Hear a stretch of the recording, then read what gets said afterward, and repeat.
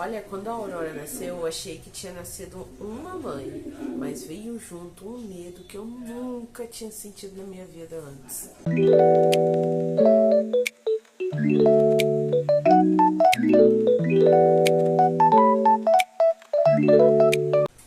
E hoje, depois de quase 2 anos sendo mãe, eu quero te contar o que ninguém me explicou sobre essa fase. Se você me perguntasse há 2 anos atrás o que é ser uma mãe, a minha resposta seria completamente diferente do que é hoje. Então vem cá, vamos conversar como amigas mesmo, de mãe para mãe, tudo que eu aprendi nesses quase 2 anos.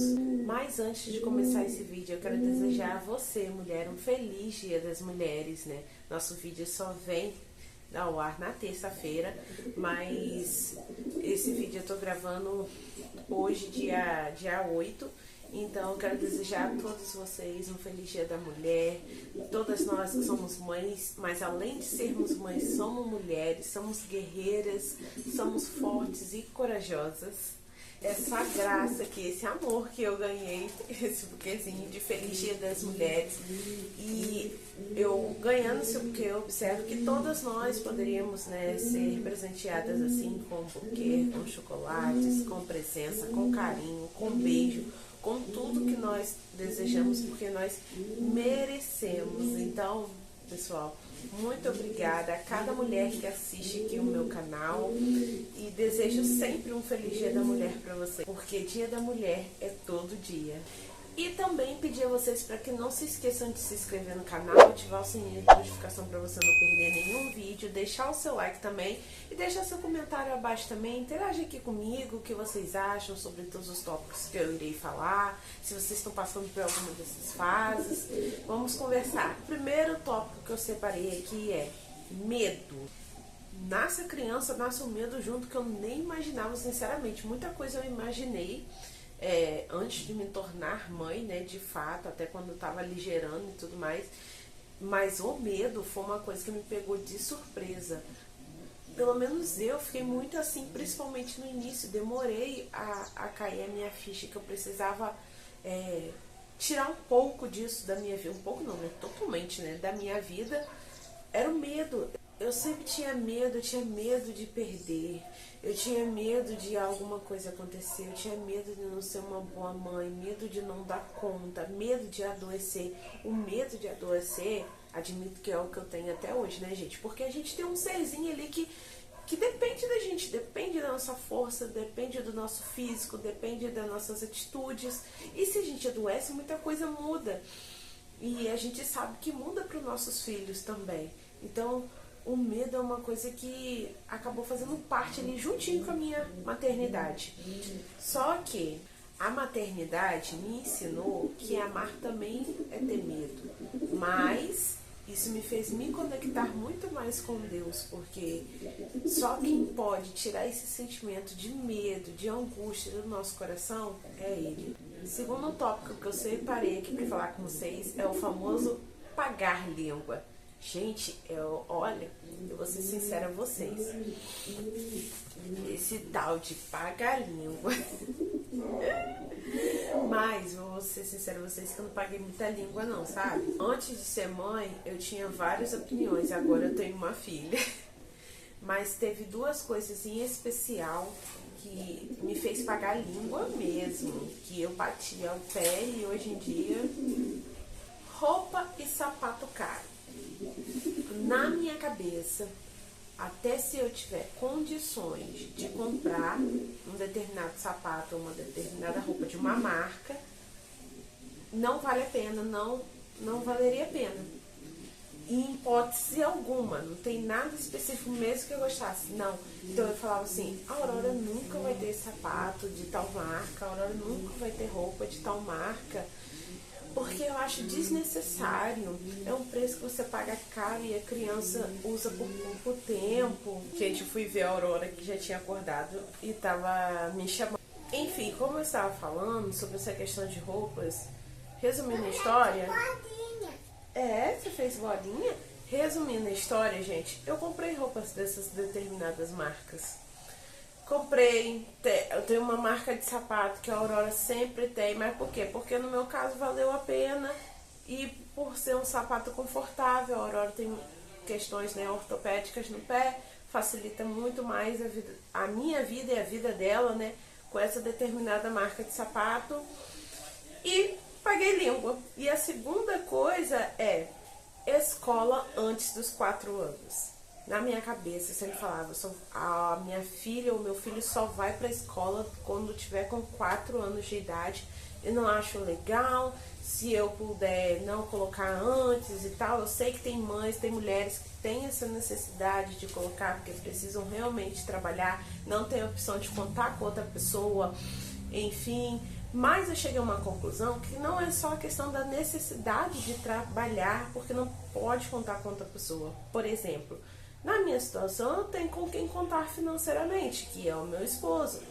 Porém, antes de ser mãe, eu sou mulher também. Então chegou... Então chegou numa fase da minha vida que eu estava sentindo saudades de trabalhar, que eu queria voltar a ter um pouco da minha rotina, ser um pouquinho fora da questão de ser mãe. Não que eu não gosto de ser mãe. Chegou uma fase na minha vida em que eu queria voltar a trabalhar no sentido de que eu precisava ter um pouquinho pra mim também, nem que fosse meio período, porque como eu falei, antes de ser mãe, eu também sou mulher, eu gosto de trabalhar, eu gosto de ter a minha independência também. Então eu cheguei à conclusão de que eu ficaria meio período trabalhando e meio período dedicando, né, a minha questão à casa, a Aurora e tudo mais. Então isso aí eu paguei língua. Ainda não coloquei ela na escola, ela vai fazer 2 anos esse mês.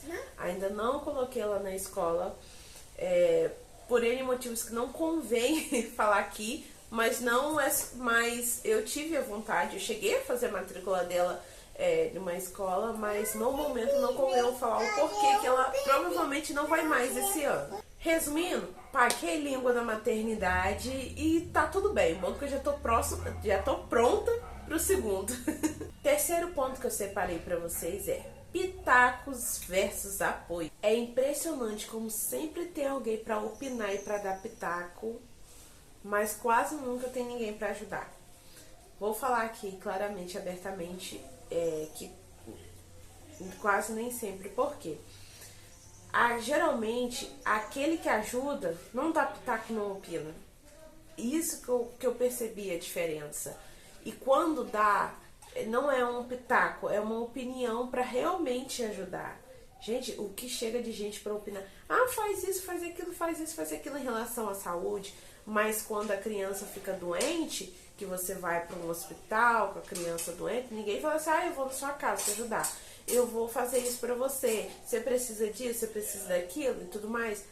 Gente, é real isso, tá? Não tô dizendo que nunca tem ninguém para ajudar, mas eu tô querendo dizer que aqueles que ficam dando pitacos não é o que opinam para ajudar. Os que dão pitacos nunca ajudam. Então é importante que você, mãe, faça o que eu tô aprendendo na minha vida agora. Entra aqui e sai aqui. Gente, me desculpe essa expressão, mas a gente precisa entender o que a gente absorve. A gente não é esponja para absorver tudo que as pessoas falam. Então, você tem que começar a entender o que você está ouvindo. E o que a pessoa falou é realmente uma opinião que vai te ajudar? É uma opinião que é válida sobre a criação que você e o pai da criança dão? Seu marido, enfim, quem te ajuda no dia a dia, quem cuida, quem cria junto com você? É válido, então absorva. Mas se não é, joga fora. Joga fora, não precisa absorver, não precisa nada. Quarto tópico, autoridade de mãe. Uma coisa que eu aprendi é que ninguém pode tirar minha autoridade de mãe, nem que para isso eu precise ser firme. Isso foi uma coisa também difícil de lidar, porque eu sempre fui uma pessoa que diz, tá bom pra tudo, sempre sou tranquila, sempre sou de boa e tudo mais. Porém, eu não podia fazer isso com a educação da minha filha, porque isso geraria um transtorno pro futuro dela. E meu também. Então, mesmo que em alguns momentos a gente precise ser firme no que a gente está falando com a outra pessoa que está tirando a sua autoridade, você precisa fazer isso. Já teve ocasiões de falar assim, eu estar brigando, né? Tipo assim, educando a minha filha e querer educar da forma que a pessoa achava, na mesma hora ali, meio que tirando a minha autoridade. E eu precisar ser firme falando, não, eu sou a mãe e eu preciso fazer dessa forma assim. Ela tá comigo no meu dia a dia, eu acho adequado fazer assim com a minha filha e eu vou fazer dessa forma. Então, assim, é muito importante que você entenda isso, porque isso influencia muito da forma que o seu filho vai te ver, da forma de como o seu filho vai te obedecer. Isso influencia demais. Quinto tópico, culpa materna. Gente, a culpa materna é uma coisa que dói assim lá dentro, sabe? Porque mesmo que a gente faça de tudo, a gente sempre acha que não tá nada suficiente, a gente sempre acha que tem algo errado e sempre fica, será que eu tô fazendo certo? Será que eu tô fazendo da maneira correta? Será que eu não falhei nisso? Ou será que isso que tá acontecendo é culpa minha? Infelizmente, a gente sempre tem um pouquinho disso dentro de nós. E sexto tópico, mas não menos importante, ou digamos assim, o mais dolorido, pelo menos para mim, o mais difícil da maternidade, é quando o filho fica doente. Gente, não tem nada mais dolorido para uma mãe, para um pai, até para os avós, para quem ama uma criança, mas principalmente para a mãe e para o pai, é ver a criança doente, gente. Doente, com algum problema de saúde, internado, isso dói demais na gente. A gente fica ali, sabe, querendo tirar aquilo da criança e passar pra gente. Gente, isso é muito dolorido. Pra mim foi a parte mais... Foi não, né? Porque graças a Deus minha filha tá aqui comigo. É a parte mais difícil pra mim como mãe. Quando a Aurora adoece ou quando ela tem algum problema de saúde, isso pra mim é muito difícil. E é isso, pessoal, o vídeo. Espero muito que vocês tenham gostado desse vídeo. Um bate-papo um pouquinho aqui mais amigo, eu abrindo mais meu jeitinho de falar com vocês. Nessa fase aí, né, dos quase 2 anos, tudo que eu aprendi sendo mãe da pequena Aurora. Então, se você tá passando por essa fase, respira, que você não tá sozinha. E segue, porque a gente sabe também que algumas coisas são fases, algumas coisas são mais intensas em alguns períodos, outras mais intensas em outros. Como eu falei, às vezes acaba nunca deixando de existir, mas tem, né, aquela montanha russa. Mas a gente vai vivendo, a gente vai vencendo, porque somos mulheres, somos mães. E o nosso amor e o nosso carinho é o que nos dá força para viver toda essa fase com os nossos pequenos. Então é isso, pessoal. Espero muito que vocês tenham gostado desse vídeo. Como eu falei, se você está passando por essa fase, fica aqui comigo. Tá de olho aí nos próximos vídeos também. E é isso. Um grande beijo e até a próxima.